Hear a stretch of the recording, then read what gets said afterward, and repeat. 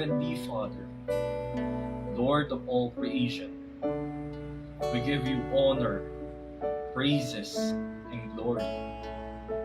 Thank you for the gift of life and for the love and forgiveness you have graciously given.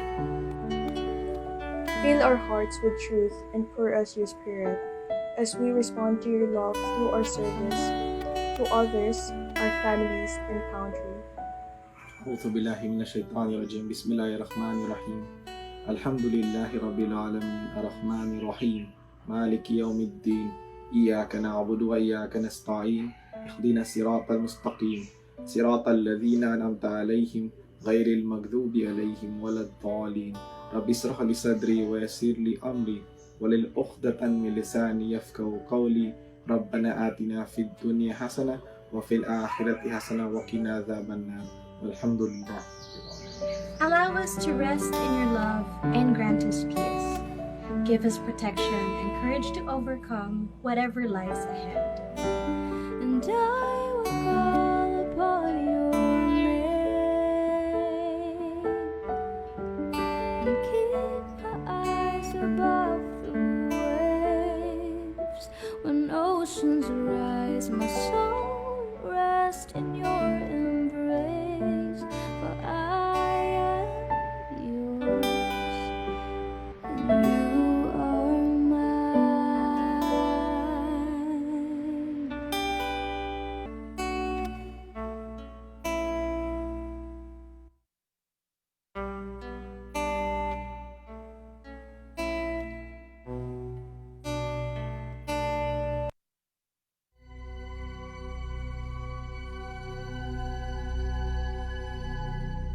Mga kababayan, ang pambansang awit ng Pilipinas.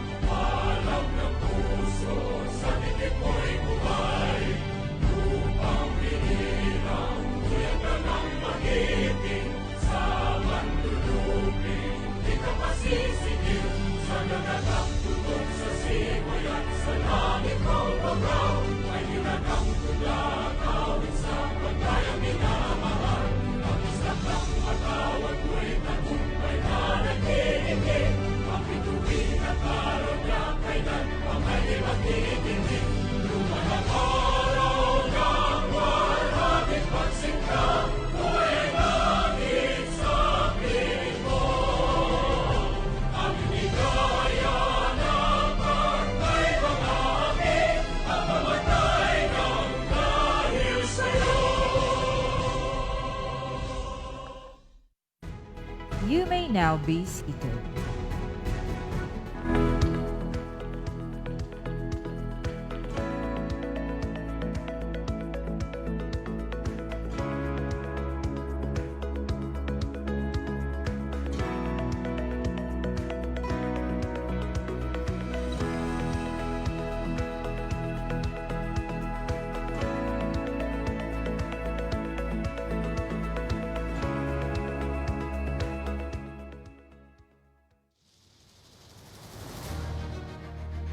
Malasakit at tunay na pagbabago.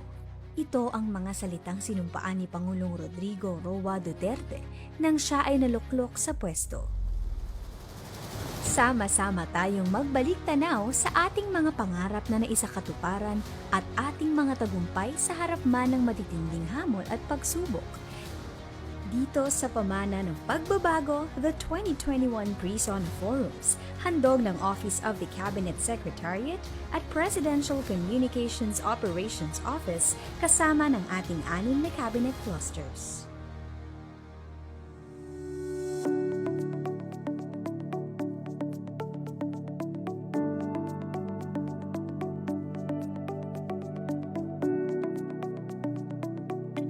Sa unang bahagi ng Pre-SONA Forums, tatalakayin natin ang mga programa, proyekto, at polisiya na nagdala ng pamanang kaunlaran sa pangunguna ng Economic Development Cluster at Infrastructure Cluster na puspusan ang pagsisikap na mapausbong ang ekonomiya at infrastruktura sa bawat sulok ng bansa upang mapaunlad at mapabuti ang kalagayan ng mamamayang Pilipino.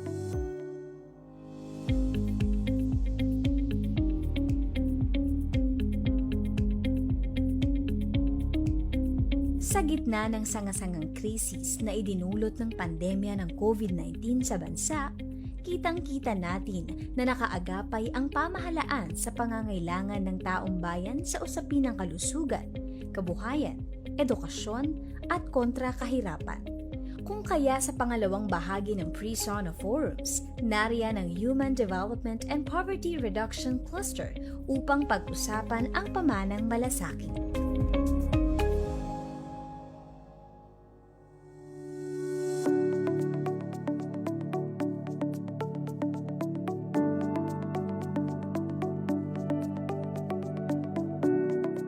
Susundan ito ng Participatory Governance Cluster para sa ikatlong bahagi ng Pre-SONA Forums upang ihatid ang kwento ng pamanang pagkakaisa na resulta ng pagpapayabong sa tiwala ng publiko sa gobyerno, kasabay ng higit pang pagpapahusay sa paghahatid ng serbisyo publiko.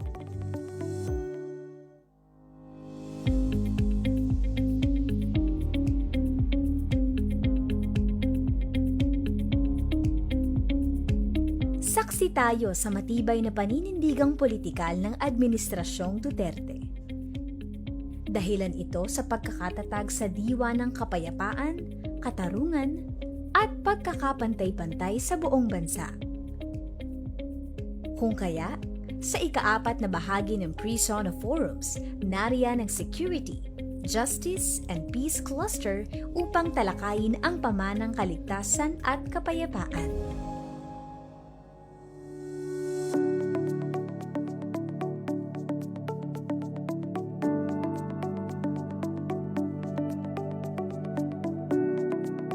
Sa panglima at huling bahagi ng Pre-SONA Forums, nariyan ang Climate Change, Adaptation, Mitigation and Disaster Risk Reduction Cluster, handog ang pamanang katatagan upang talakayin ang pagpapahusay sa kahandaan at katatagan ng mga komunidad laban sa mga kalamidad at sakuna at pagpapaigting sa pagpapatupad ng mga polisiyang poprotekta sa kalikasan. Matapos ang 5 taong pamumuno ni Pangulong Duterte, ang bunga ng tunay at makabuluhang pagbabago ang magsisilbing pamana ng kanyang administrasyon sa sambayanang Pilipino at sa mga susunod pang henerasyon.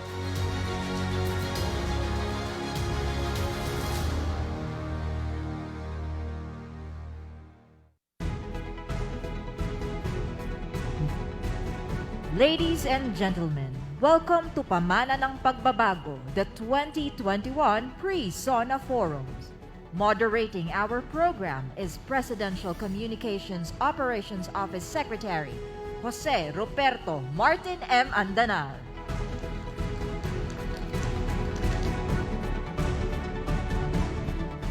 Daghang salamat, Director Vinci Beltran. Mayong buntag, Luzon, Visayas, and Mindanao. Mayong buntag, Cebu Province. Good morning. Before the State of the Nation address of President Rodrigo Roa Duterte, we in the Presidential Communications Operations Office, together with the Office of the Executive Secretary and the Office of the Cabinet Secretariat, bring you Tatak ng Pagbabago, the Pre-SONA Forum. For the past years, we weaved and shared with you the story of progress through the cabinet clusters. And we have seen how the promise of change reached and affected the lives of every Filipino. The past 2 years have challenged us even more due to the threat of the pandemic, the COVID-19. But we remain steadfast as we bring you this year's Pre-SONA series. We are a government that is strong and resilient, a government that continues to work for the people. Disasters and pandemic notwithstanding. From the series of Tatak ng Pagbabago, this year's Pre-SONA highlights the legacy that the Duterte administration will leave. This is Pamana ng Pagbabago, the 2021 Pre-SONA Forum. In today's Pre-SONA, we will witness the report of the Participatory Governance Cluster and report na paghahayag po ng pamanang pagkakaisa para sa bawat Pilipino. Now, to tell us more about the lasting legacy of the cabinet clusters, let us welcome on stage Cabinet Secretary of the Republic of the Philippines, Secretary Carlo Alexei Nograles.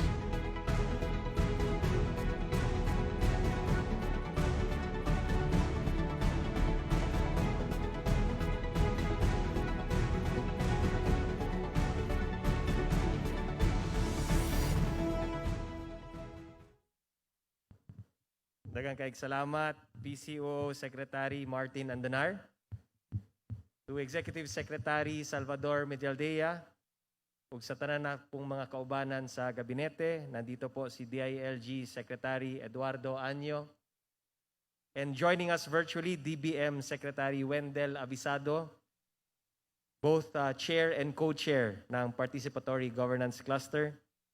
Sa ating mga hosts ngayong umaga, sa atong halangdong gobernador sa Sugbo, Cebu Governor Gwendolyn Garcia, Cebu City Mayor Eduardo Labella, Mandaue City Mayor Jonas Cortez, Lapu-Lapu City Mayor Junard Chan, Talisay Mayor Gerard Anthony Samsam Gulyas, Consolacion Mayor Joy Joy Alegado, Municipality of Liloan Mayor Cristina Frasco, sa uban pa nato mga LGU chief executives and workers sa lain-laing mga local government units. Also joining us virtually is CHED Chair Prospero De Vera III. Sa mga kaubanan nato gikan sa DOF, DTI, PLLO, ug NEDA who are joining us here physically. Sa tanan natong mga kabalikat sa gabinete, members of the Diplomatic Corps, fellow workers in government, national government agencies, private sector partners, civil society organizations, friends from the media, fellow public servants, esteemed guests, mga kababayan, maimbuntag kanatong tanan. It is my honor and privilege to welcome you all to the Tatak ng Pagbabago 2021, Pamanang Pagkakaisa, Pre-SONA Forum of the Participatory Governance Cluster. The third of our 5-part Pre-SONA proper forums, all leading to the 6th and final State of the Nation address of our beloved President Rodrigo Roa Duterte on July 26th. The first part of this series, the Pamanang Kaunlaran, was actually conducted by the Economic Development Cluster and Infrastructure Cluster, together with the Sulong Pilipinas 2021 Partners for Progress last April 26. The second installment, the Pamanang Malasakit Pre-SONA Forum of the Human Development and Poverty Reduction Cluster, was held just this Wednesday, July 14. For this year, in preparation for the Pre-SONA Forums and the final State of the Nation address of the President, we successfully innovated and conducted the Kasama sa Pamana Regional Pre-SONA series, which allowed us to visit 12 regions all over the country. These forums allowed us to share with more Filipinos what the government has done and continues to do to address the broad range of issues that concern them. Now, in this year's Pre-SONA, similar to the Pre-SONA forums that we've had in the past, we aim to fulfill these major objectives. First, to provide the data, figures, and details that will contribute to a better understanding of the messages the President will deliver in his State of the Nation address.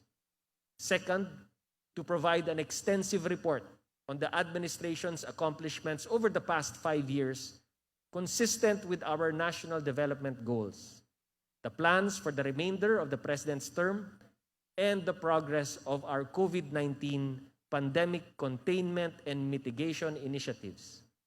And number 3, to provide you, our people, our kababayans, the opportunity to raise your questions directly to the President through his representatives in the Cabinet. Atas ng ating saligang batas na taon-taon ang SONA. Ngunit nababatid din natin na hindi sapat ang oras ng SONA para ilatag ang mga programa, polisiya at gawain ng pamahalaan at ipaabot sa kabatiran ng ating mga kababayan. At this point, allow me to provide a brief recap of the major highlights of the first and second Pre-SONA forums. In the first Pre-SONA forum, Pamanang Kaunlaran, EDC Chair and Finance Secretary Carlos Dominguez III reported that the country saw a period of growth from 2016 to 2019. In that time span, 6 million Filipinos were lifted out of poverty. Our poverty incidence rate dropped to 16.7% in 2018 from 23.5% in 2015. And the unemployment rate improved to 4.5% from 6.3% in 2015. While the pandemic stymied the momentum of our anti-poverty gains, Secretary Dominguez emphasized that the Duterte administration did what was necessary to protect Filipino lives and to strengthen our health systems, investing a total of 2.76 trillion pesos in our pandemic response. Malaki po ang pondo na nilaan para labanan ang COVID. Pero patunay po ito na malinaw po ang prioridad ng administrasyon, ang kalusugan at buhay ng ating mga kababayan, higit sa lahat. As a consequence, steps needed to be taken to reallocate our resources.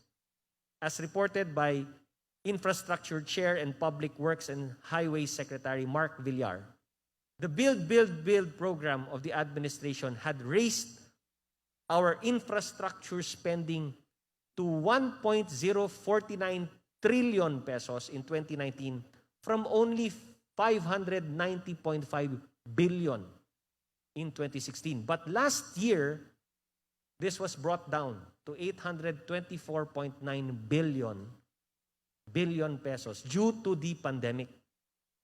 Our goal is to bring this back up to 1.169 trillion pesos or 5.9% of GDP this year.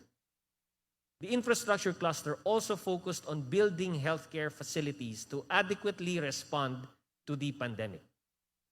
In the second Pre-SONA forum, Pamanang Malasakit, the Human Development and Poverty Reduction Cluster Chair and Social Welfare and Development Secretary Rolando Bautista presented in detail the milestones and accomplishments of the cluster in the delivery of basic services and capacity building interventions for Filipinos and vulnerable sectors, as well as our efforts to combat the pandemic. He reported on the status of programs that strengthen the foundation of education in the country, such as the construction of classrooms and school facilities, the hiring and training of teachers, the K-12 program, the financial assistance programs that help our youth to access basic and tertiary education, the alternative learning system for out-of-school youth and adults, as well as the technical and vocational education and training for individuals living in the poorest and far-flung barangays, indigenous peoples, 4Ps beneficiaries, former rebels, agrarian reform beneficiaries, and other vulnerable sectors.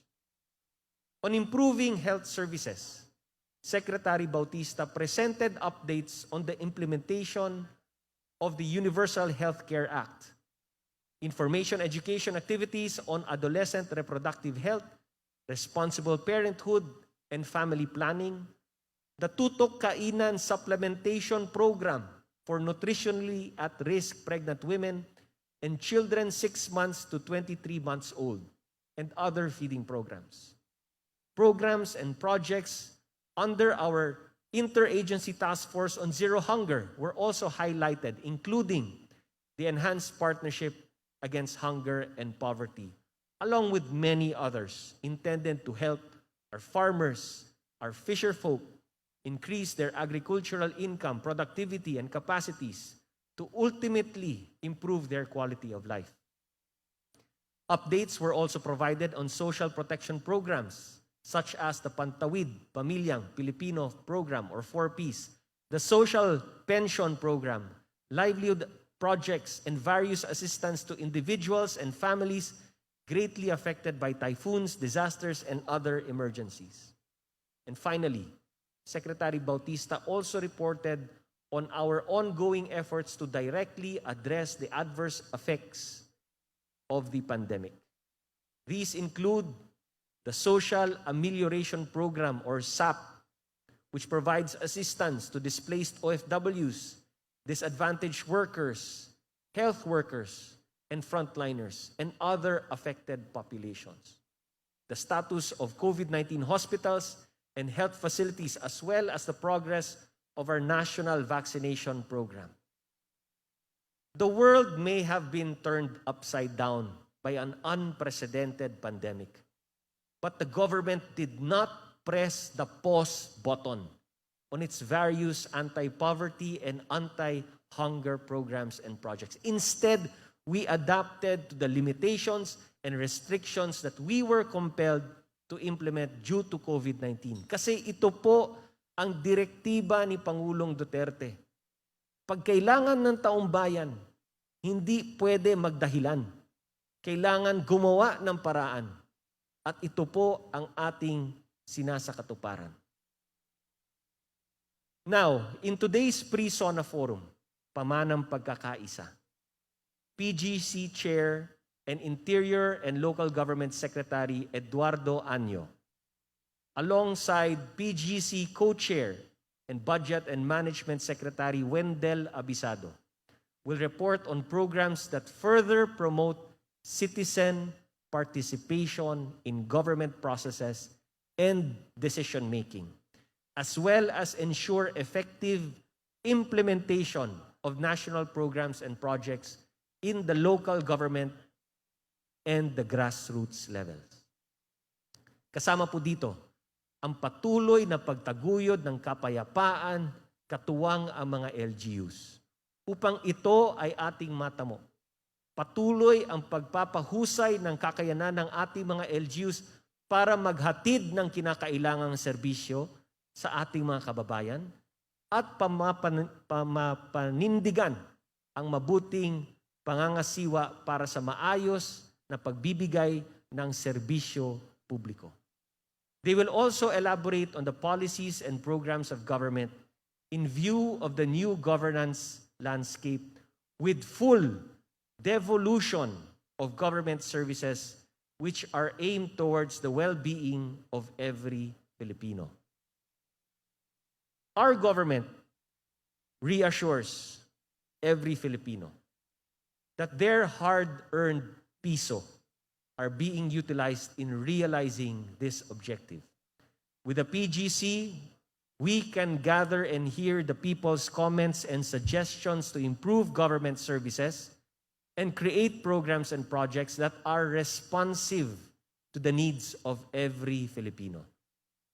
Patuloy ang pagtaguyod natin sa prinsipyo na kaakibat ng mabuting pangangasiwa ay ang mahusay na pakikilahok ng ating taong bayan sa paggawa ng mga alituntunin at patakaran hanggang sa pagpapatupad ng mga proyekto at serbisyo mula sa pambansang pangasiwaan hanggang sa lokal na pamahalaan.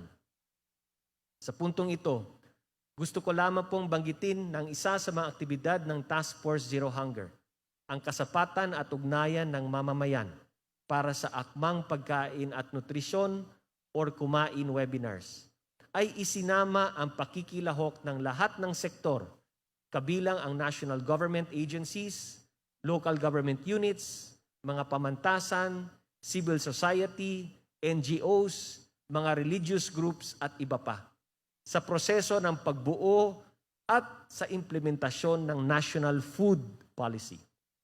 Alinsunod na rin sa layunin ng PGC. Hindi po namin nakalimutan ang kahalagahan ng citizen participation component sa aming trabaho sa Task Force Zero Hunger. Apart from the regular projects, activities, and programs enrolled in the PGC roadmap, Secretary Anyo and Secretary Abisado will also present the cluster's efforts and interventions to address the impacts of the pandemic. And after the reports and presentations, an open forum will take place to give our kababayans the chance to direct their questions to the secretaries and heads of concerned departments and government agencies. Just a reminder, next in store for our Pamana ng Pagbabago 2021 Pre-SONA forums are the Pamanang Kaligtasan at Kapayapaan of the Security, Justice, and Peace Cluster on July 21, and the Pamanang Katatagan of the Climate Change Adaptation, Mitigation, and Disaster Risk Reduction on July 22. Both will be held in Manila. Before I wrap up, let me extend my sincerest gratitude and congratulations to our partners who made the Pre-SONA Forum possible, the Participatory Governance Cluster, Chair and Co-Chair, the Secretariat and members, and of course, the Presidential Communications Operations Office, the Office of the Executive Secretary, and my fellow workers in the Office of the President. Marami nang nagawa at patuloy ang pagpapaiting sa ating mga ginagawa upang maipaabot ang tunay na malasakit at pamana ng pagbabago sa lahat, may pandemya man o wala. Asahan ninyo na mula ngayon hanggang sa dulo ng panunungkulan ng administrasyon ni Pangulong Duterte, bibigyan ng lubos na atensyon, pondo at panahon ang mga programang kakalinga at magmamalasakit sa napag-iwanan nating mga kababayan at pagtataguyod sa pagkakaisa ng bawat Pilipino. Sa pamamagitan ng katangiang ito, inaasahan natin na umusbong ang bagong yugto kung saan ang lahat ay katuwang at may ambag sa pangangasiwa ng ating gobyerno. Sama-sama nating iwagayway ang bandila ng isang lahing batid ang halaga ng pagkakaisa at tunay na pagmamalasakit para sa kapwa. Mga kababayan, kapag sama-sama, kaya nating umahon. Sa tulong ng Diyos at sa magkaisang aksyon, lahat tayo ay babangon. At sa lahat ng pagkakataon, kailangan nating magtulungan. Padayon ta sa atong Pre-SONA Forum karong adlaw. Daghang kayong salamat ug maayong buntag pag-usab.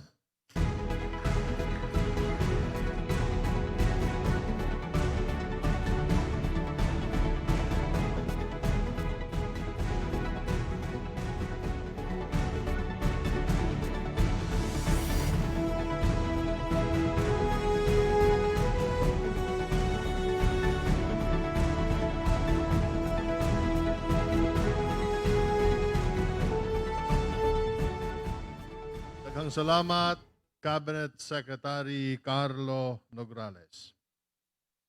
And now we proceed to the report prepared by the PGC. Citizen participation is at the heart of governmental processes that have been enhanced through the formulation and strengthening of mechanisms which enable the public to understand the implementation of projects and programs, both on the national and the local scale, through the participatory governance cluster, capacity building programs of the local government units were proposed to encourage and foster the participation of the general public. To tell us more of the accomplishments, joining us live via Zoom is PGC Co-Chair, Department of Budget and Management Secretary Wendell Avisado. May buntag kanino. Buntag sa atong tanan, sunako nga mahatag og akong pagyukbo og una-una ko nga atong Executive Secretary Salvador Medjaldea, our Participatory Governance Cluster Chair, DALG Secretary Ed Anyo, si Governor Gwen Garcia, ang host mayor nato, City Mayor Edgar Labella, ug tanan nga mga local chief executives in attendance, Cabinet Secretary Carlo Nograles, PCOO Secretary Martin Andanar, my fellow cabinet members and their representatives, colleagues from the national government agencies and local government units, civil society organizations, people's organizations, the academe, the business sector, media, development partners, and to our fellow Filipinos who are watching us today, maayong buntag sa inyong tanan. Taong 2017, noong nilagdaan ni Pangulong Rodrigo Roa Duterte ang Executive Order number 24 na nagtatag at nagtaguyod ng Participatory Governance Cluster or PGC. Pangunahing layunin ng PGC ang palawigin ang pakikipag-ugnayan ng pamahalaan sa mga mamamayan gamit ang iba't ibang plataforma at programa kung saan maaaring makibahagi ang mga civil society organizations sa pagbabalangkas at pagmonitor ng implementasyon ng mga programa at proyekto ng pamahalaan. Kaugnay nito, binuo ng PGC ang Performance and Projects Roadmap or PPR na naglalaman ng 20 mahalagang programa at 7 panukalang batas tungo sa isang bukas, may pananagutan at citizen-centric na pamahalaan.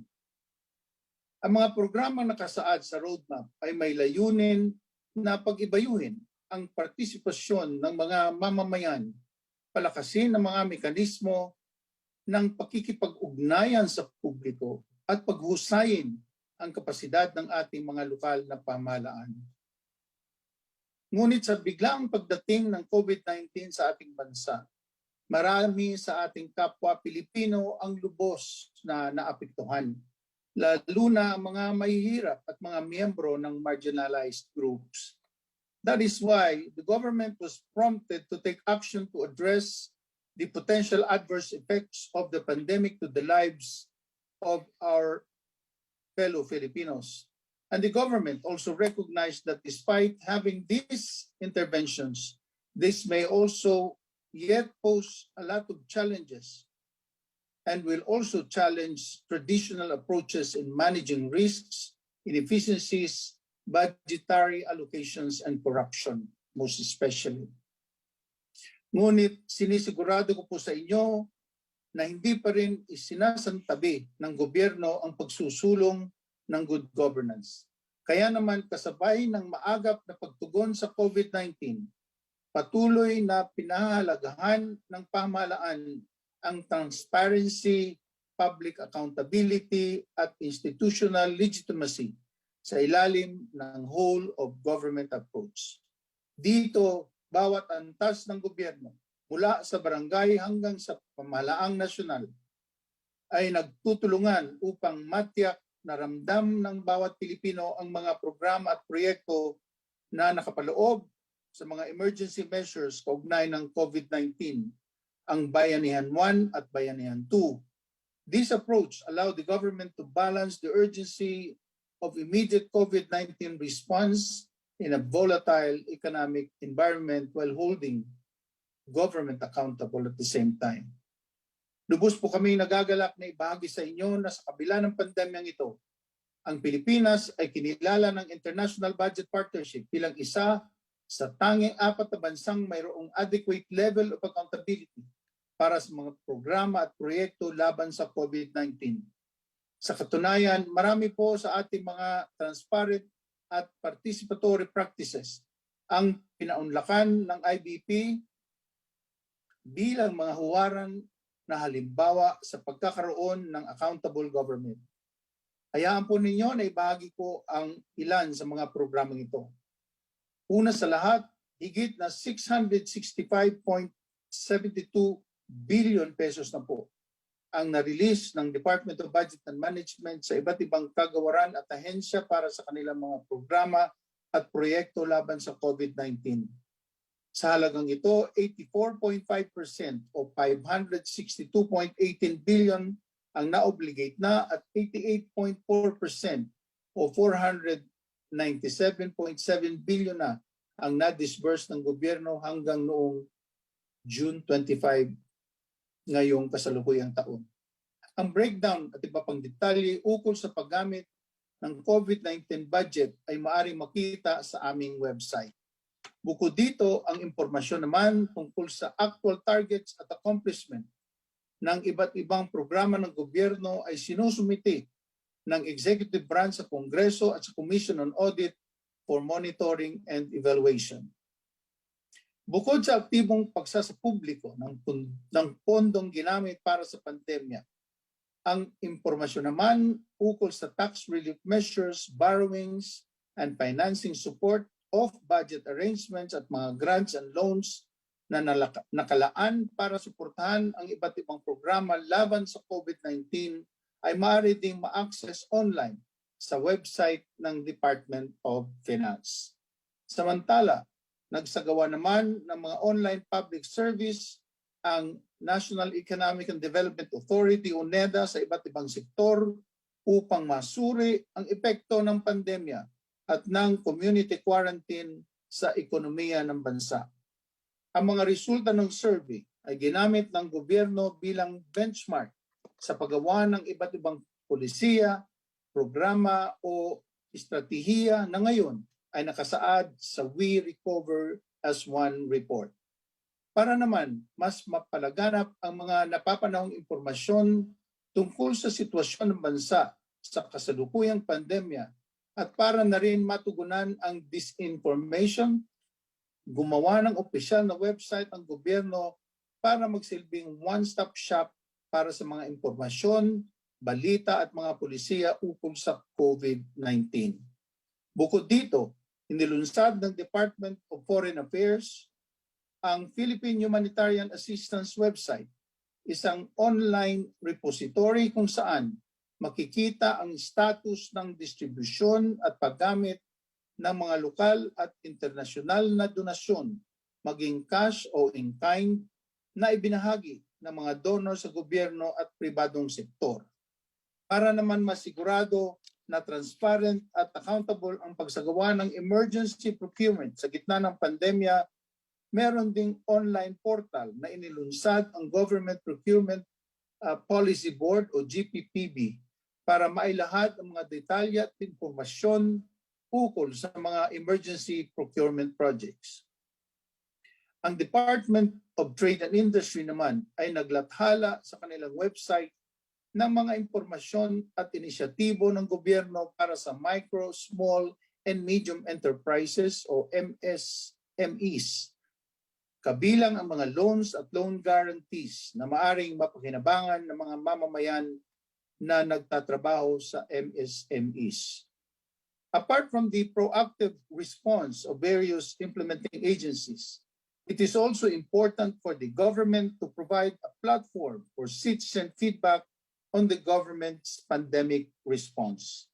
Kaya naman, ang PCOO kasama ang Office of the Presidential Spokesperson ay nagsasagawa ng mga daily press briefings kung saan ang publiko ay malayang nakakapagtanong mula sa iba't ibang opisyal ng gobyerno tungkol sa COVID-19 measures. Patuloy din ang isinasagawang Dagyaw 2020 Open Government Virtual Town Hall Meetings kung saan nagkaroon ng 10 national Dagyaw sessions at 38 regional sessions ukol sa edukasyon, trabaho, stimulus packages at iba pa, na dinaluhan na mahigit 200,000 participants mula sa iba't ibang bahagi ng bansa. Pangunahing layunin ng Dagyaw na mas palakasin at paigtingin pa ang pagkakaisa ng gobyerno at mamayang Pilipino sa pamamagitan ng pagkakaroon ng malayang talakayan at diskurso ukol sa mga mahahalagang isyu sa gitna ng pandemya. Ang mga outputs na nakuha mula dito ay nakapublish online at ginamit din bilang pangunahing reference sa pagsasaayos ng mga polisiya at programa. Narito naman ang mga natatanging nagawa ng iba't ibang miyembro ng Participatory Governance Cluster sa roadmap. Patuloy na itinataguyod ng Presidential Communications Operations Office o PCOO ang pagsasabatas ng Freedom of Information Bill sa Kongreso na kasalukuyang may 19 na panukalang batas sa House of Representatives at 7 naman sa Senado. Layunin nito na isapubliko ang mga natatanging impormasyon mula sa iba't ibang sangay ng ating gobyerno. Kasabay nito ang patuloy na advokasya ng PCOO na magkaroon ng Freedom of Information local program sa mga lokal na pamahalaan. At dahil dito, may 54 na lokal na pamahalaan ang nakapagtala ng kanilang local FOI ordinance sa kasalukuyan. Meron din tayong 890 information, education, and communication campaign activities na isinagawa sa ilalim ng FOI program. Nakapagtaguyod din ng National Information Inventory ang gobyerno gamit ang electronic FOI portal na naglalaman ng mga pampublikong impormasyon mula sa 520 ahensya ng gobyerno at 10 lokal na pamahalaan. Suma total, mayroong 46% mula sa 63,687 FOI requests ang matagumpay na natugunan ng FOI portal. Mula naman sa National Anti-Poverty Commission or NAPC, inulunsad ng komisyon ang Kasambayanihan Program kung saan ang mga volunteers ay nakagawa ng 505 local reports patungkol sa mga kaganapan ng COVID-19 sa paghahatid ng serbisyong gobyerno sa komunidad. Gamit ang teknolohiya para sa maayos na pamamahala, itinataguyod ng pamahalaan ng hotline 8888 Citizens Complaint Center kung saan ang gobyerno ay gumagamit ng short messaging services o SMS at 60 communication lines upang umalalay sa mga mamamayan ukol sa kanilang reklamo sa mga serbisyo ng pamahalaan. Ang pag-access naman sa pangunahing serbisyo ng gobyerno ay mas pinadali sa pamamagitan ng National Government Portal.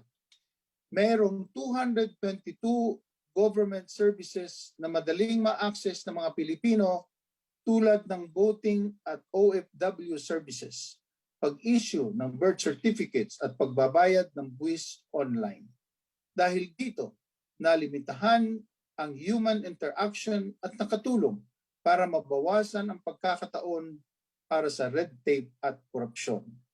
Samantala, may pampublikong access din ang mamamayan sa 1,921 resource materials at 330 datasets dahil sa data.gov.ph. This effectively addresses the public concern on scattered government sources and all established standardized online content and templates that improve interoperability. Feedback tools were added to the GovPH and Open Data Portal to measure user satisfaction and solicit points of improvements. Ang Development Live or DevLive na itinuturing na game changer at user-friendly mobile application ay may real-time data analytics. Maaring makuha ang impormasyon at makapagbigay ng feedback o mag-report anonymously ang kahit sino tungkol sa totoong status ng public projects. The DevLive also assures the anonymity of all users' identity. Ibig sabihin nito, ang mga lokal na opisyal ay hindi makakatanggap ng data o impormasyon tungkol sa sino mang nag-submit ng feedback sa kanilang mga proyekto. As of date, the DILG has reached 2,101 citizens and gathered 5,237 citizens' feedback, of which 4,801 feedbacks were responded completely. Para sa DSWD, meron silang Disaster Response Operations Monitoring and Information Center o DROMIC, Virtual Operations Center, kung saan makikita at madadownload ng mga users ang impormasyon sa 3,580 Situation Center reports on disasters at status ng relief resources. Maaari ding i-report ng mga mamamayan ang kanilang reklamo at mga tanong sa i-reklamo platform ng website. Finally, the contracts portal of the Philippine Extractive Industry Transparency Initiative was enhanced to include a summary data page and a section on mining area locations with approved mining permits and contracts. On another front, our participatory governance initiatives are also making waves at the international level. Out of 117 countries evaluated for the 2019 Open Budget Survey, the Philippines secured the top spot in Southeast Asia for budget transparency, making us the most fiscally transparent country in the region while ranking 10th place worldwide. This implies that we were able to make budget information publicly available in a comprehensive and timely manner through the publication of all 8 key budget documents, such as the enacted budget of the citizens' budget and the citizens' budget, among others. Bukod po dito, isa ang Pilipinas sa mga bansang kung saan ang mga mamamayan ay bahagi ng auditing team sa pamamagitan ng Citizen Participatory Audit. Ito ay isang programa ng Commission on Audit. Sa programang ito, nasa 97 CSOs ang nakilahok sa CPA activities at 39 CPA capacity building activities para sa mga CSOs at citizens volunteers. Citizens were empowered to actually conduct audit of government programs and projects. Ang mga rekomendasyon ng mga citizens auditors ay nakapaloob sa Citizens Public Audit Reports para sa karampatang aksyon ng ahensya ng pamahalaan. Dagdag dito ang 8 CPA dialogues na ginanap sa buong bansa kung saan ang mamamayan ay binigyan ng pagkakataong magbigay ng mungkahi o suhestyon sa mga programa ng gobyerno na kailangan i-audit, kung anong mga issue ang kailangan i-resolve ng COA at anong tulong ang magagawa nila sa pagsasagawa ng audit sa pagtugon sa mga issue. Even with all of these activities and accomplishments, President Duterte highlighted the challenges we continue to face in terms of 1, improving frontline service delivery, 2, building open and responsive public institutions, and 3, increasing mechanisms for information dissemination. Kaya naman sa natitirang panahon ng kanyang administrasyon, Patuloy na itinataguyod ng Participatory Governance Cluster ang participatory governance sa mga proyektong nakapaloob sa PGC-PPR, pati na rin sa mga programang tumutugon sa COVID-19 na may pangunahing layunin na magbigay ng mahusay at epektibong serbisyo para sa mga mamamayan tulad ng pagsasagawa ng Dagyao 2021 National at Regional Town Sessions, pagpapanatili ng magandang katayuan ng bansa ayon sa budget transparency ng Open Budget Survey, pagpaigtingin ang mga impormasyon tungkol sa COVID-19, partikular sa program ng gobyerno tungkol sa bakuna na matatagpuan sa Laging Handa website, pagdevelop ng Vaccine Information Management System upang i-monitor ang supply at pangangasiwa ng bakuna laban sa COVID-19 at pagsusulong ng civic technology sa pamamagitan ng Development Live o DevLive ng DILG. Patuloy pong sisiguraduhin ng Participatory Governance Cluster na ang mga programa ng gobyerno sa taong bayan ay hindi titigil upang makamit ang ating layunin at manatiling bukas at tapat ayon sa mandato ng inyong pinagkatiwala sa amin. The partnership between the government and the citizens has flourished with notable accomplishments and a firm foundation of an open and participatory governance even in the midst of the COVID-19 crisis. Kasama ang DBM at DILG at mga kasapi ng Participatory Governance Cluster, marami pa po tayong kayang gawin upang ang ating mga nasimulan ay lalo pang magbunga ng maganda para sa ating mga kababayan. Let us join hands, work in the spirit of bayanihan, and be a partner towards tatak ng pagbabago. Maraming salamat po, daghang kayong salamat, and God bless us all.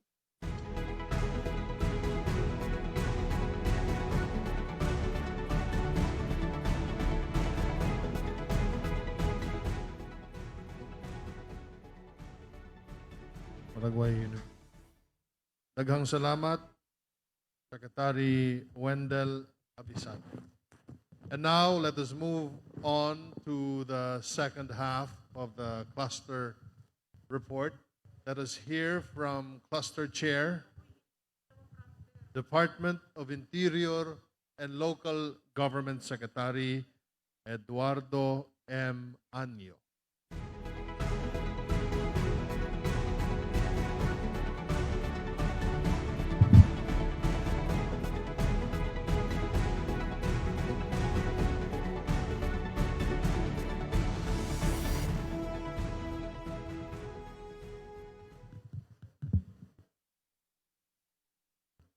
Nais ko munang batiin ang ating Executive Secretary Salvador Medialdea, Secretary Carlo Alexino Grales, our Cabinet Secretary, Secretary Wendell Abisado of the DBM and my co-chairperson, Secretary Jose Roberto Martin Andanar of PCOO, Commission on Higher Education Chairperson, Secretary Prospero de Vera III, joining us online, and also Presidential Advisor for Visayas, Secretary Michael Dino. Joining us live here, Undersecretary Marlo Iringan of DILG, Undersecretary Rolando Toledo from DBM, Assistant Secretary Esther Aldana from DILG, Director General Ramon Kualuping III of the Philippine Information Agency. May I also greet Cebu Governor Gwendolyn Garcia, Cebu City Mayor Edgar Labella, and all the local chief executives joining us online. Let me also recognize the local chief executives who are with us live at the hall, Mayor Jonas Cortez of Mandawi City, Mayor Junard Chan of Lapu-Lapu City, Mayor Joannes Aligado of Consolacion, Vice Mayor Telma Jordan of Municipality of Liloan, heads and members of the Participatory Governance Cluster, representatives from other national government agencies and civil society organizations present, friends from the media, ladies and gentlemen, good morning. Maayong buntag sa ato ang tanan. Sa ating sambayanang Pilipino, kumusta na kayo? Naway ligtas at nasa maayos kayong kalagayan. It has truly been a challenging 2020 and 2021 for many of us. So I hope that you are all at least safe, healthy, and well. Sa kanyang talumpati noong 1961, sinabi ng dating Pangulo ng Estados Unidos na si President John F. Kennedy ang tanyag na pahayag na ito, and I quote, "Ask not what your country can do for you. Ask what you can do for your country." Unquote. Mga kababayan, bilang mga mamamayan ng bansang Pilipinas, marapat ay isapuso natin ang mga salitang ito sa ating buhay. In the midst of overwhelming adversities, the question, anong maiambag ko sa aking kapwa at bayan? It radiates our enduring values for bayanihan and calls for each one of us to take part in building a resilient and thriving Philippines. Simula nang umupo si Pangulong Rodrigo Roa Duterte bilang pinuno ng taong bayan, palagi niyang binabanggit at hinihikayat ang mga mamamayang makibahagi sa pagtukoy at paglutas ng mga suliranin ng ating bansa. Ipinangako rin niya na ang pamahalaan mismo ang lalapit sa tao. And upon his marching orders, all of government, from the national agencies to the local government units down to the barangays, heeded the trumpet call and altogether custom-designed public service to fit the specific needs of the people. Because of this, our people once more began trusting in government and likewise aided in our raging war against those ruining the essence of public service. So I thank every citizen who called hotline 8888, utilized the Philippine National Police e-sumbong complaint system, and used our Bantay Corruption Program platforms to report local anomalies against those involved in graft and corrupt practices, including COVID-19 related complaints against local officials. Through these citizen feedback mechanisms, together with greater transparency because of the full disclosure policy, as well as other public postings of financial records, we were able to hold local officials accountable for their management of public funds, even going as far as seeing the National Police Commission withdraw the police deputation authority of 8 governors and 184 mayors for involvement in illegal drug activities or support to terror groups. At dahil sa inyong pakikiisa sa mga open government regional town hall sessions at Davao Town Hall meetings, ay napag-ibayo natin ang pampublikong serbisyo ng pamahalaan. Ang paggamit naman ninyo ng Development Live application ay nakatulong sa ating pag-monitor ng mga proyekto sa LGUs tulad to the disadvantaged municipalities, assistance to municipalities, at conditional matching grant program. Ladies and gentlemen, please watch this video.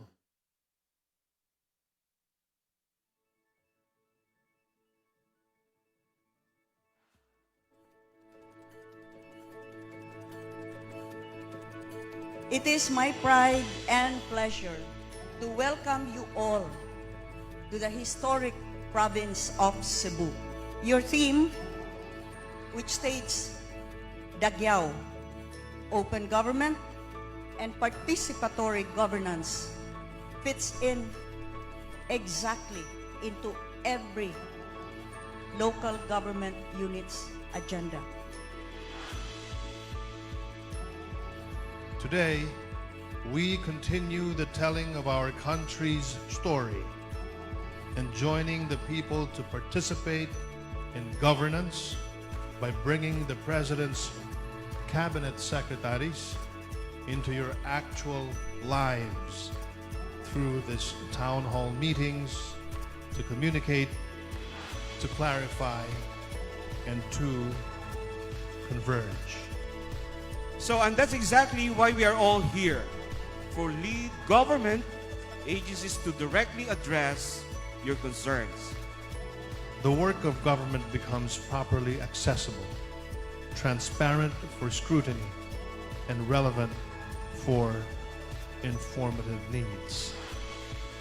In this matter, government becomes as large and as important as the nation by acquiring a dimension that is profoundly and wonderfully of the people, by the people, and for the people.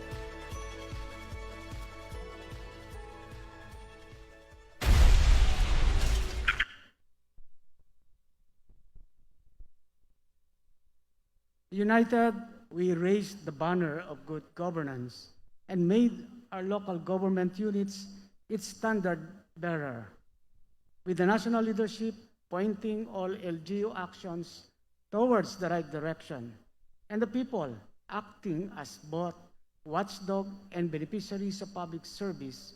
Our LGUs became plank on both sides to force effectively onward for sustainable peace and development.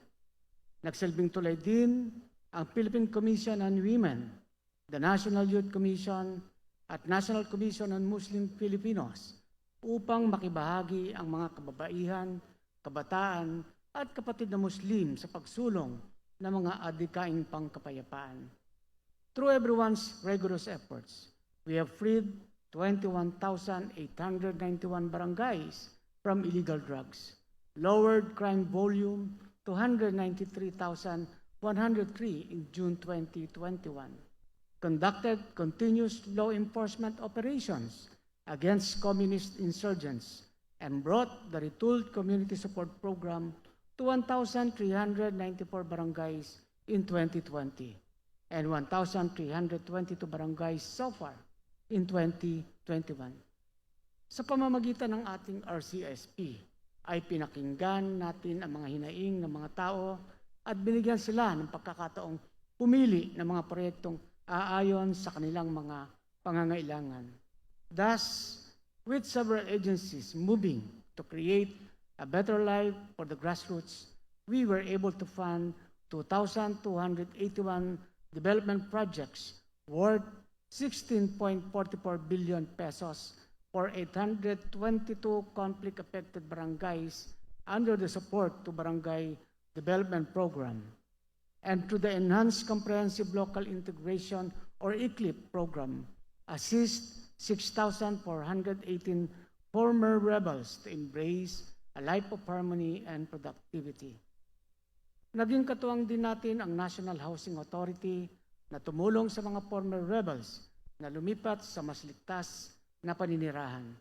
Nakipag-ugnayan naman ang Department of Trade and Industry sa mga magsasaka, kababaihan at kabataan upang makapagtayo sila ng sariling mga MSMEs. On the other hand, the Department of Agrarian Reform addressed land reform and agrarian issues by distributing lands to landless farmers. Naway sa pamamagitan ng mga inisyatibong ito, ay sa wakas mararamdaman na rin ng ating mga kababayan ang tapang at malasakit ng pamahalaan. Indeed, this rallying of government agencies and private entities is not only limited in the implementation of Executive Order Number 70, but also extends to the attainment of national goals, likewise extends to initiatives such as rehabilitating, easing urban traffic, responding to disasters and crisis situations, advancing public service, and improving the business climate. In fact, during the 2019 closure of several major tourist destinations, local economies plunged while tourism workers lost their livelihoods even before the pandemic began. Hence, the Department of Labor and Employment rose to the occasion by providing financial assistance and cash for work programs to affected persons. And meanwhile, the Department of Environment and Natural Resources, the Department of Tourism, and the Department of the Interior and Local Government, other agencies and LGUs down to the barangays partnered with civil society organizations to conduct coastal cleanups and clearing activities. At tuwing nahaharap ang ating bansa sa mga matitindi at nagsasangang mga pagsubok, kumikilos ang sambayanan, kasama ang pamahalaang nasyonal at ang mga LGUs at uniformadong hanay upang makaraos at makaahon mula sa hirap at hamon ng krisis at kalamidad. Indeed, unity blazes among us even amidst the pandemic. In responding to the public health crisis, all of government, including the uniformed services and the Filipino citizenry, marched to the drumbeat of the President and the Interagency Task Force on the management of emerging infectious diseases. Each one performed different roles to achieve the overarching goal of COVID-19 response, recovery, and resiliency. For our part, the DILG issued and enforced our own and joint policies related to the pandemic while disseminating national orders and IATF guidelines. We also ensured that the LGUs down to the barangays are strictly implementing the standard health and community quarantine protocols in their own jurisdictions. This was further complemented by the PNP, the BFP, the AFP, and the PGC or the Philippine Coast Guard as they formed the Joint Task Force Coronavirus, Joint Task Force COVID Shield.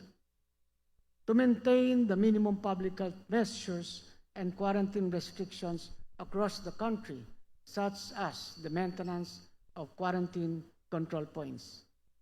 At noong hirap ang karamihan dahil sarado ang ekonomiya, pampublikong transportasyon at turismo na magitan ng buong pamahalaan upang tugunan ang mga pangangailangan ng ating mga kababayan. At the height of the enhanced community quarantine over Luzon and other high-risk cities in 2020 and over the NCR Plus area in 2021, the Department of Social Welfare and Development and other government agencies moved to distribute social amelioration packages to those most affected by the stringent restrictions. Tumulong sa pamamahagi ang mga uniformadong hanay at barangay habang ang DILG naman ay tumutok sa paglista ng mga benepisaryo, pag-monitor ng SAP distribution progress at paghabla ng mga tiwali at korap na punong barangay officials. In this endeavor, the citizens likewise showed courage in reporting SAP anomalies and brought our attention to dishonesties in the ayuda distribution. On its end, the Department of Trade and Industry made sure that no one capitalized on the lockdowns to manipulate the prices of basic goods and commodities, while the Department of Transportation provided free rides for frontliners and medical workers. Tinulungan din ng pamahalaang nasyonal sa pamamagitan ng Hatid Probinsya Program ang mga returning OFWs at locally stranded individuals na makauwi sa kanilang mga pamilya. Moreover, aside from being compliant to national leadership to national directives, the local leaders even took the initiative to fill in the gaps and amplify the gains of the government's COVID-19 battle, allotting local funds for additional social subsidy, and providing transportation or housing for healthcare workers. The pandemic also forced localities to seek innovative solutions to address the people's need. In implementing the National Action Plan to prevent, detect, treat, and reintegrate COVID-19 patients, our LGUs established their own local task forces against COVID-19 and local epidemiology surveillance units, while our barangays mobilized their own barangay health emergency response teams. Nagtayo rin sila ng mga isolation at quarantine facilities sa kanilang mga lugar. And because of the alarming rise of the infections in the NCR Plus area, the DOLE, DILG, and Metro Manila Development Authority joined forces to hire an additional 4,609 contact tracers under the Tulong Panghanap Buhay sa ating disadvantaged or displaced workers or TUPAD program, thereby bringing our number of contact tracers nationwide to a total of 119,246 as of June 30, 2021. After being trained using the local government academy, the Department of Health, and the Philippine Public Safety College module, they immediately began braving streets and knocking on doors to track down and assess 87% of close contacts listed within 24 hours. Given the need to limit physical interactions and enforce social distancing measures, the Anti-Red Tape Authority, together with the Department of Information and Communications Technology, the DILG and other agencies, helped to broaden the internet connectivity nationwide by cutting down the permit approval processing for the construction of shared passive telecommunication tower infrastructures. Tunay namang malaking tulong sa ating teknolohiya sa ating paglutas ng mga pagsubok dulot ng pandemya. In both our COVID-19 response and vaccination measures, the entire government has drawn on the power of ICT and cyberspace to coordinate and synchronize our actions. Even the Bureau of Jail Management and Penology made use of the digital realm to help persons deprived of liberty access medical care and counseling during jail lockdowns. All these are proof that despite the trials befalling our nation in the past months, we pressed onward as one government and one nation through the adversity-laden mire of the public health crisis.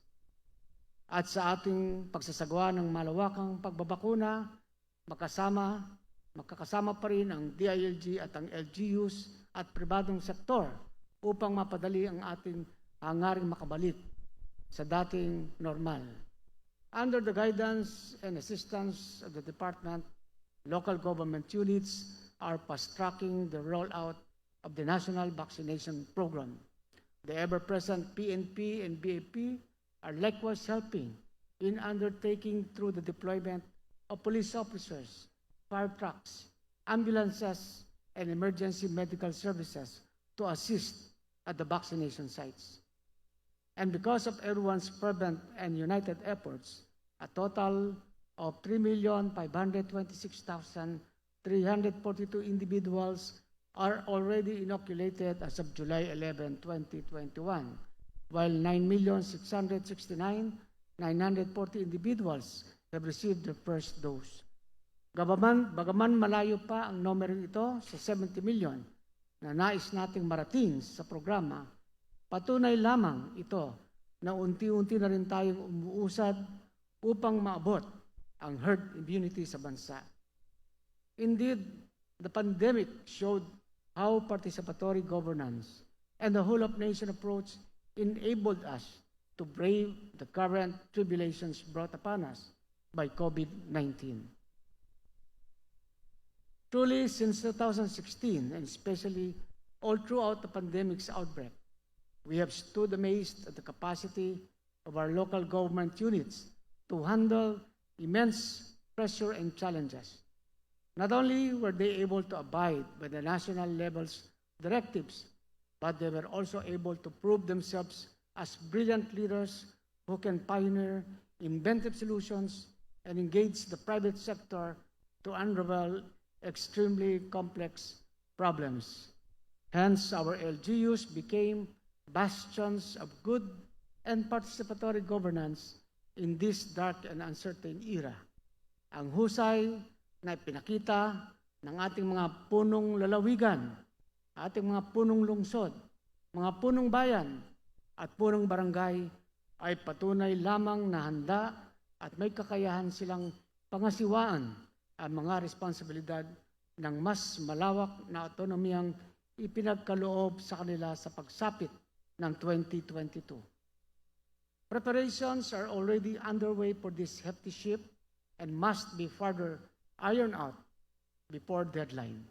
Thus, we at the DILG, being the overseer of the LGUs nationwide, together with other NGAs, to guide local government units in crafting their own LGU devolution transition plans.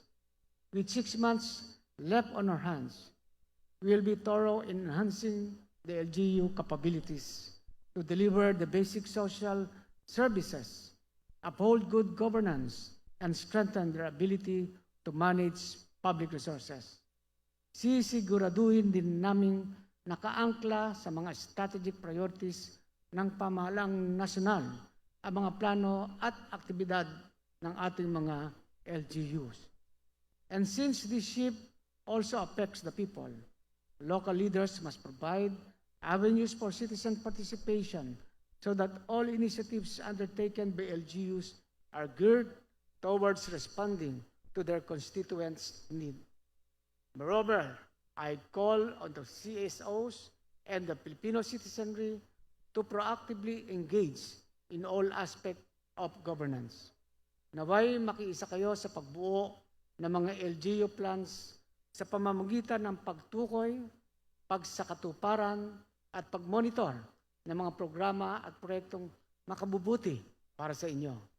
Report anomalies, abuse of authority, and effectiveness in public service. By demanding transparency and accountability from those in public office, local leaders will be careful to carry out their duties and mandates, and thereby create a culture of good governance across the archipelago. Truly, shared responsibility and accountability are foundational to the success of our trust for peace and development. And in this, we at the Participatory Governance Cluster, co-chaired by both the Department of the Interior and Local Government and the Department of Budget and Management, are determined to make every day and each step of this final stretch count. We will strive to build bridges between the people and basic services no matter how far. We will escalate our law enforcement and compassionate drives to liberate Philippine communities from the shackles of peace spoilers. And we will continuously engage you, our fellow Filipinos, and civil society partners, making good participatory and needs responsive governance as the bedrock of our society. Sa ating sama-samang lakas, naway maisakatuparan na rin natin ang ating pangarap para sa isang maunlad at mapayapang Pilipinas. Mabuhay ang sambayanang Pilipino, mabuhay ang pamana ng pagbabago, at mabuhay ang pamanang pagkakaisa. Maraming salamat sa inyong lahat. Thank you very much, Secretary Anyo. Now, we move to the part of the program where we hear from you. Moderating our open forum is PCOO Assistant Secretary Jusan Vincent Arsena. Thank you very much, Secretary Anyo. Thank you very much to all our guests. The dedication and command of the leaders of every agency under the Participatory Governance Cluster are truly admirable. The projects established under this administration are testimonies to how the government is a government for the people, and how Tapang is always matched with Malasakit now. We move to the part of the program where we hear from you. Every year in the Pre-SONA forums, we engage with the general public by answering their questions addressed to the different agencies under the PCG or the PGC. We continue today's program by calling upon the various heads of agencies that are present with us today and those who are joining with us virtually. We invite here on stage Secretary Eduardo M. Año of the Department of the Interior and Local Government and the Cluster Chair, and Cabinet Secretary Carlo Alexi Nograles. And joining with us virtually, Secretary Wendell E. Avisado of the Department of Budget and Management, Assistant Secretary Maria Teresa Habitan of the Department of Finance, Undersecretary Ereneo Vismonte of the Department of Trade and Industry, Assistant Secretary Orville Balitok of the Presidential Legislative Liaison Office, and Assistant Secretary Carlos Bernardo Abad Santos of the National Economic Development Authority, or NEDA.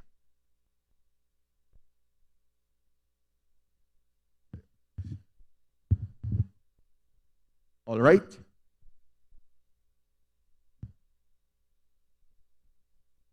At the start of the program, we allowed the general public to send their questions online, and our stakeholders that are present here today to pose their questions to the cluster agencies. To begin, our first question is addressed to Secretary Año. The question is, the President promised to finish the war against illegal drugs before his term ends. Do you think the government succeed in its drive against illegal drugs and criminality? Thank you. Thank you for the question. The government has institutionalized our campaign against illegal drugs.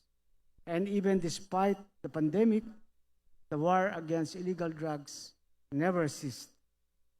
In fact, we have institutionalized, as I said, our campaign through our peace and order councils in the LGUs, as well as the formation of the anti-drug abuse councils from the provinces down to the barangays, and we conduct annual audit on their functionalities.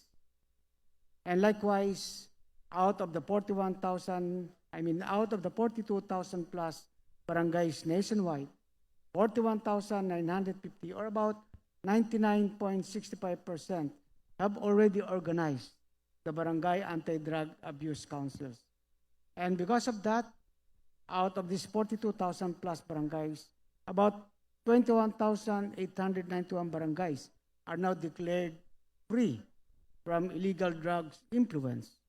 And also in our campaign, we have arrested about 289,000 plus drug users, drug peddlers, and involved in drug syndicates.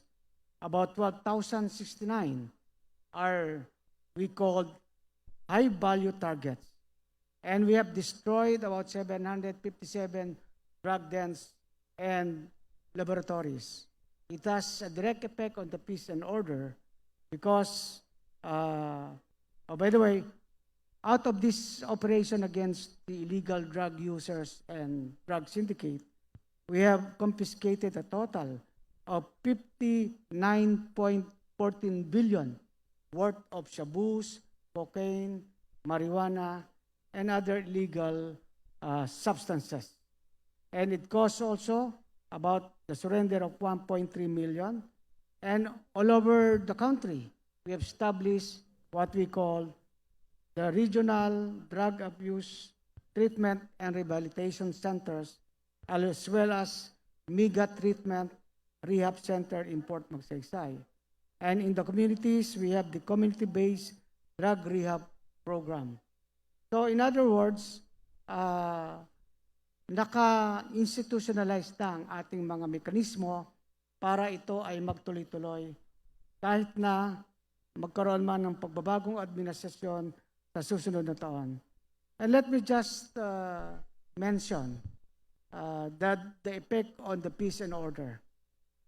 From second semester of 2016, with about 292,589 crime volume, bumaba na tayo sa 193,103 up to the first semester of 2021. So ibig sabihin ay nag-improve ang ating peace and order situation. And in the in the Gallup's Global Law and Order Report, ang Pilipinas ay nasama sa top 50 countries with an index score of 84, tied with Australia, New Zealand, Poland, and Serbia. And in Southeast Asia, we were ranked at number 4, which is number 1 is Singapore. So, tuloy-tuloy lang itong ating kampanya. And every week, we are submitting report to the President, and we are really gaining success. And I hope our citizens will continue to support and cooperate in our campaign against illegal drugs. Thank you, Secretary Anyo. For Secretary Wendell Avisado, paano magiging bahagi ang taong bayan para sa pagbalangkas ng Devolution Transition Plan ng mga LGUs base sa implementasyon ng Mandanas-Garcia case Supreme Court ruling sa darating na 2022? Alam niyo po, kabilang ang ating mga mamamayan sa implementasyon ng full devolution sangayon sa Mandanas-Garcia ruling ng Korte Suprema.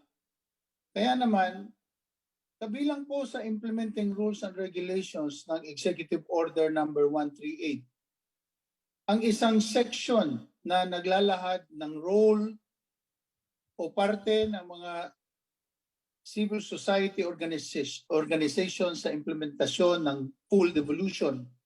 Sa ilalim po ng IRR, ang mga CSOs ay hinihikayat na makilahok sa preparasyon, implementasyon at monitoring ng mga devolution transition plans ng national government agencies at ng mga lokal na pamahalaan sa pamamagitan ng konsultasyon at public dialogues.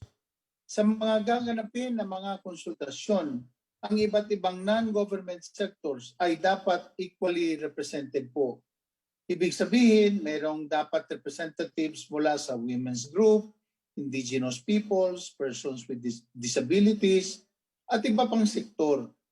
Makakaasa po kayo na mailalabas na ang IRR, pati na rin ang draft guidelines sa nalalapit na panahon. Malapit na po. Salamat po.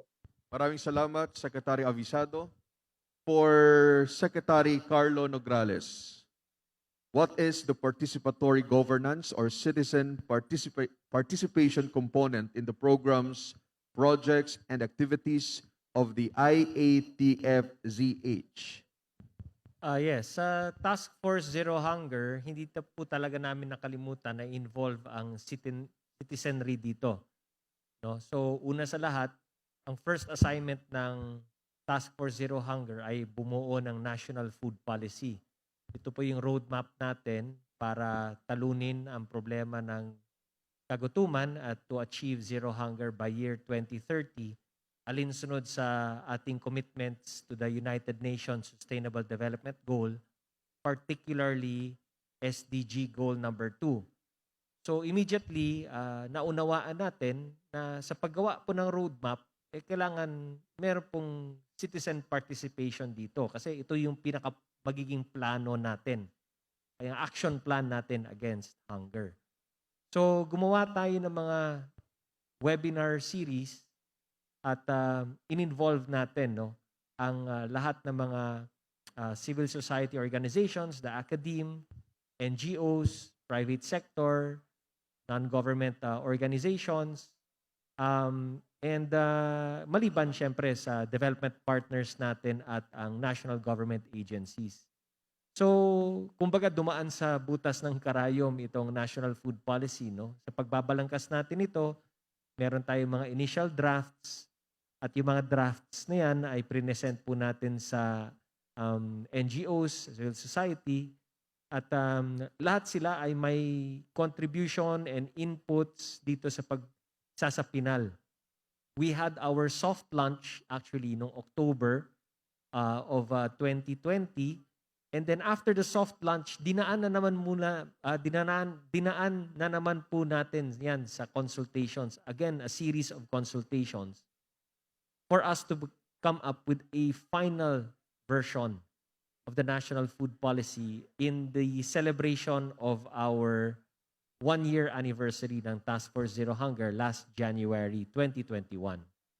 So that's one aspect, no, of applying participatory governance. Yung next po, ginagamit rin po natin yung webinars natin, which incidentally we call kasapatan at ugnayan ng mamamayan sa akmang pagkain at nutrition or kumain webinar series. Ginamit din po natin yung webinar series na yan for us to be able to enjoin and encourage more technology adopters para sa nutritious food products na ginagawa or yung formulation ginawa ng ating DOST FNRI. Kasama dyan yung enhanced Nutriban, di ba? So we also use webinar series to encourage more technology adopters to adopt the technology para meron tayong supply in all of the regions nitong enhanced Nutriban at iba pang nutritious food products.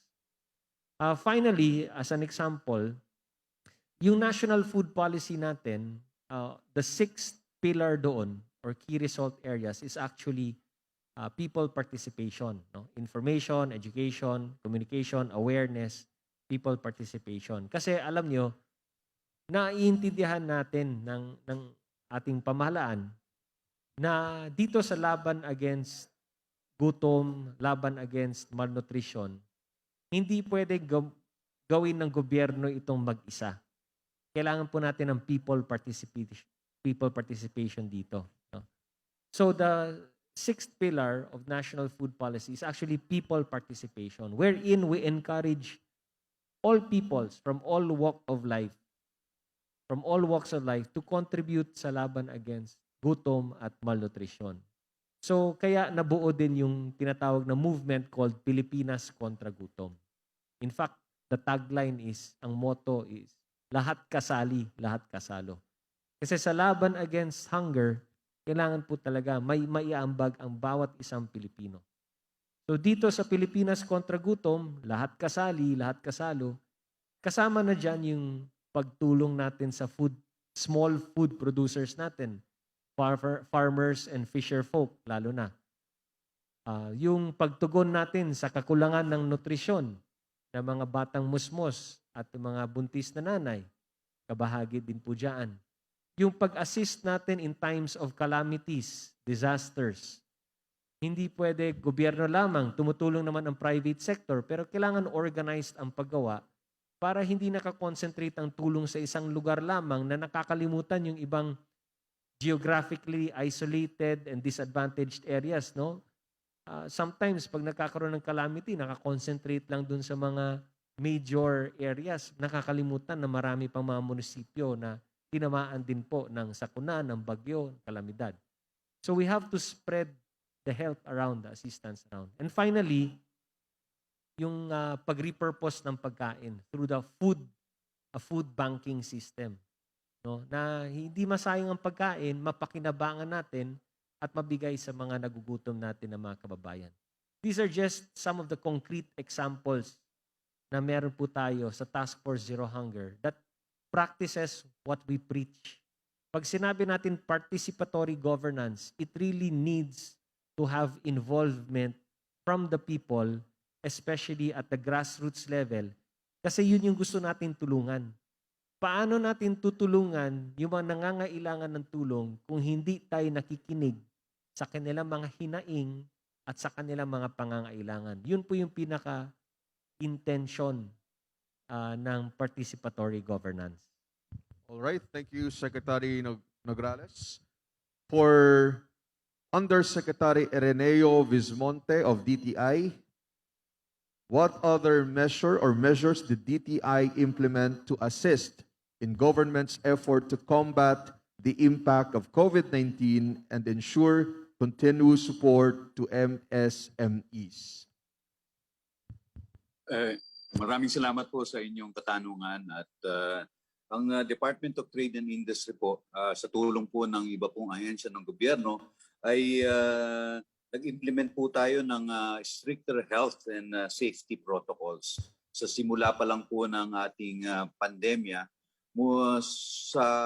para po muling makapagbukas ang ating po mga business establishments. At ito po sa tulong po ng Department of Labor and Employment ay nagpatupad po tayo ng malawakang pag-inspect ng ating mga business establishments para masiguro po sila ay sumusunod sa mga patakaran natin sa minimum health protocol. Related po dyan, para po talaga mabigyan ng confidence ang public at ang mga businesses, ay in-implement din po natin ng safety seal. Ito po ay isang programa na kasama po natin ng Department of Labor and Employment, Department of Interior and Local Government, the Department of Health, and the Department of Tourism, pati na rin po ang mga local government units upang maglagay ng mga safety seal doon po sa mga business establishments na nag-i-implement ng mga minimum health protocol, tumutupad at sumusunod po sa gobyerno. At ito pong safety seal na ito ay nagpapahiwatig at ini-inform ang publiko na ang establishment na yan ay sumusunod at committed to support the government's effort sa atin pong pag-maintain ng minimum health protocol sa mga establishments. Marami na po tayong mga na-issue na safety seal at malaking bagay po ito dahil ito po yung nagbibigay ng information sa publiko na safe dito sa establishment na ito. At kung ito po ay papasukin ng tao, magsisimula na pong maging confident na rin ang mga businesses para muling magbukas. Ang DTI rin po ay tumulong para masiguro na may sapat tayo na supply ng mga PPEs. Simula pa po nung tayo ay last year, para po hindi lamang po sa healthcare workers, pero sa lahat po ng nangangailangan ng PPEs. Ang effort po na ito ay dinaan po natin by repurposing some of our manufacturing facilities at mga fabrication laboratories para magamit po rito sa paggawa ng mga overalls and 95 masks at mga iba't iba pong mask at ito po ay nai-distribute natin sa mga publiko. Sinigurado rin po natin na ang mga ventilators ay merong sapat na gumagawa at merong enough supply. Lately po, sinigurado rin natin na meron tayong enough na oxygen para kung sakasakali ito po ay magkaroon ng kakulangan. Ang DTI po ay tumulong din na masiguro na meron tayong unhampered movement of goods para po tuloy-tuloy ang paghakot ng mga produce ng mga nasa region papunta naman po sa iba't ibang parte ng bansa para po ma-secure natin ang sapat na pagkain para sa lahat. At kasama po rito ay tumulong din tayo na masiguro na ang mga workers ay tuloy-tuloy na nakakapasok sa kanilang mga trabaho by issuing IATF IDs dito po sa ating mga workers, lalong-lalo na po nung simula ng pandemic. Tumulong din po tayo upang masiguro na mga presyo ng mga bilihin ay within the suggested retail prices. Nagkukondak po ng monitoring ang DTI regularly at para po mabantayan ang ating presyo. Ito po ang mga tulong na nagawa natin sa MSME. Kasama rin po rito yung bagong initiative po natin para matulungan ng mga MSME na makapag-conduct ng negosyo using e-commerce. So marami po tayong na-conduct na training para ito pong mga negosyante po natin ay ma-onboard dito po sa iba't ibang platform ng e-commerce. So meron pong mga karagdagang negosyo at trabaho na idulot ito sa ating mga publiko. Maraming salamat po. Thank you, Yusek Vismonte. Next question for NEDA Assistant Secretary Carlos Bernardo Abad Santos. What is NEDA's role regarding the government's COVID-19 recovery program? Okay, good morning to all. Marami po salamat. Yung NEDA po, ang first po yung NEDA is an active member of the IATF. And so as part of the IATF, NEDA provides po advice to the IATF on balancing po yung ating economy po at saka yung health para sa mga polisiyas ng IATF. Secondly po, dahil po sa pandemic, minarapat po ng NEDA na i-update natin ang Philippine Development Plan, yung plano po ng gobyerno para sa development, para po ma-incorporate natin ang mga social and economic recovery strategies para ma-address po natin yung impact ng pandemic at ma-adapt natin yung new normal. At saka po yung na-launch na po natin ang updated Philippine Development Plan 2017 to 2022 at yung main theme po ng updated PDP natin ay A Healthy and Resilient Philippines. In addition to that, UNEDA po ang lead ng recovery cluster ng National Task Force Against COVID-19. At dito po sa recovery cluster po ng NTF, dito po may mga 5 po kami mga task groups na ang layunin po ng mga task groups ay to formulate strategies and projects para po for the safe reopening ng mga social and economic activities. At saka isa po importanteng part ho, isang importanteng task group na cluster namin ay yung task group on governance. So yun po among others po ang role at saka ang ginagawa po ng NEDA tungo po sa recovery from the pandemic. Marami pong salamat. Maraming salamat, Sec. Carlos Abad Santos. Ang susunod na tanong para naman po kay Assistant Secretary Maria Teresa Habitan of the Department of Finance. Ang tanong po, ngayong na-lift na po ang moratorium sa bagong mineral agreements, paano po natin matitiyak na lubos na makikinabang ang national government, LGUs at mga komunidad sa bagong mining projects at paano po makatutulong dito ang Extractive Industries Transparency Initiative? Magandang umaga po. Magandang balita po yung lifting ng mining yung against yung mining moratorium, no? Kasi ito po ay isang pagkakataon upang lalong mapaunlad ang ating economy, lalo na po dun sa mga mining communities. Ang mahalaga pong mangyari ay katulong ang buong komunidad, ang LGUs at NG, paano mag-evaluate at mag-review nitong mga mining projects. Kasi ang dapat nating tutukan ay mula pa lamang sa pagpaplano nitong mining projects na to bago pa siya magsimula, kasama na po sa kanyang pinaplano ay ano ang mangyayari kapag tapos na yung mining project. Kasi ang alam naman po natin ang naging karanasan ng Pilipinas kung sa mga dating naunang mga proyekto sa minahan at kung ano ang nangyaring problema na iniwan nila sa kanilang mga komunidad. And this is the thing that we want to prevent sa bagong pagbubukas ng ating bansa sa mga bagong mining projects.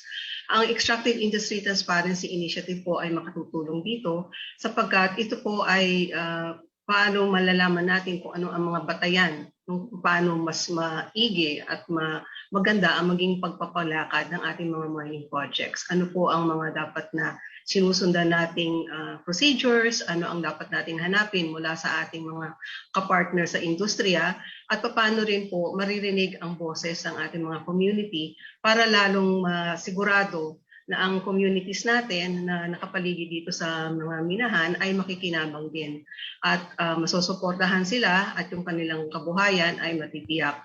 At lalo na po sana na ang national government ay hindi din malulugi sa pakikipag-partner dito sa mga hopefully ay ating mga investors na papasok dito sa ating mga mining projects. Ito po ang talagang objective ng EITI ang maging transparent o bukas ang lahat ng aspeto ng industriya ng minahan. No? Mula nga po dun sa pagpaplano, sa extraction mismo, hanggang dun sa production side, hanggang sa pagbebenta ng mga mining product, ng mga mining ng mineral products. At ang kung karampatang buwis ay ibinabayad sa national government at pati na rin po sa ating LGUs.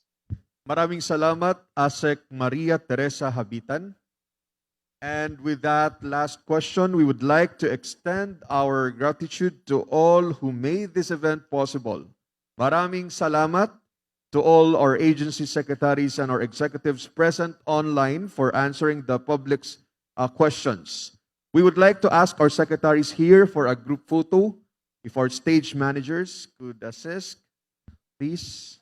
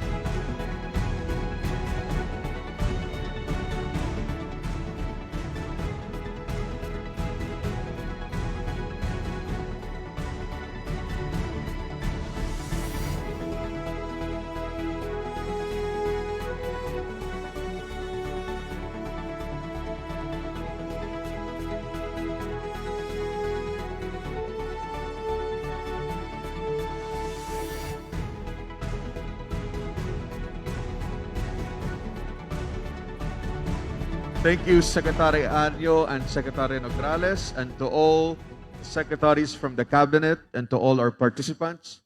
Our team will now assist you back to your seats. We still have a lot of questions lined up for our secretaries, especially from our friends from the media. Immediately after our forum ends, we will have a virtual presser which will be streamed online. To all our viewers on air, online, and to those who are here with us today, the Pre-SONA series is meant to inform everyone of the programs and policies of our government which are intended to benefit and improve the lives of the Filipino people. In line with this, please feel free to visit the link now on screen to obtain copies of the reports shared throughout our Pre-SONA forums. You may also request said materials through the email address now shown on your screens. All accomplishments and all programs will not be possible without the support, leadership, and vision of our Commander-in-Chief, our Tatay. I invite you all to listen to the message of our dear President, Pangulong Rodrigo Roa Duterte.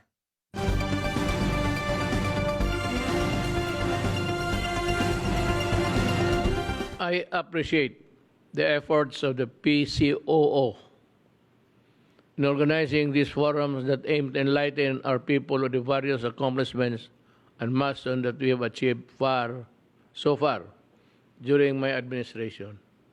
These events provide insights on the government's work and policies and programs that aim to leave a lasting legacy to our nation. Let me assure everyone that this administration will continue to work hard so that we can recover, rebuild, and rise stronger than before. With our unity and resilience, I am confident that we can overcome all these obstacles. Maraming salamat at mabuhay po kayo. Maraming salamat. Palakpakan po natin si Pangulong Rodrigo Roa Duterte. Our dedication and hard work are inspired by your passion to faithfully and unwaveringly serve the Filipino people. To the Participatory Governance Cluster, our warmest thank you for sharing your accomplishments today. We are looking forward to the next Pre-SONA Forum with the Security, Justice, and Peace Cluster on July 21, 2021 in Quezon City. 2 more forums will follow and will ultimately lead to the final State of the Nation address of the President on July 26, 2021. The President's Final SONA will be aired across all government platforms. To our viewers, thank you very much for joining us in today's Pamana ng Pagbabago, the 2021 Pre-SONA Forums. We hope to see you in the next one. Thank you for taking part in our second Pre-SONA series featuring the Participatory Governance Cluster.